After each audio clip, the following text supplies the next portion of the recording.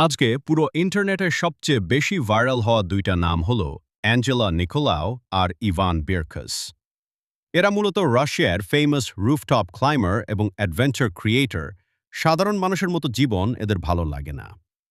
এরা পৃথিবীর সবচেয়ে উঁচু বিল্ডিংয়ের উপরে উঠে ডেঞ্জারাস স্টান্ট করে ভিডিও বানায়। বহু বছর ধরে তারা একসাথে স্কাইস্ক্রেপারের মাথায় উঠে ফটো আর ভিডিও শ্যুট করছে।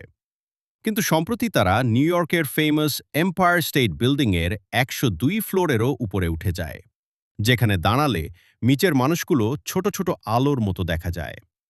চারদিকে শুধু বাতাস আর হাজার ফুট গভীরতা। সামান্য একটা ভুল হলেই কয়েক সেকেন্ডের মধ্যে সব শেষ হয়ে যেতে পারত। কিন্তু সেই ভয়ঙ্কর মুহূর্তেই ইভান বিরকাস অ্যাঞ্জেলা নিকোলাওকে প্রপোজ করে। তারপর তারা একটা ফ্ল্যাগ উড়ায়।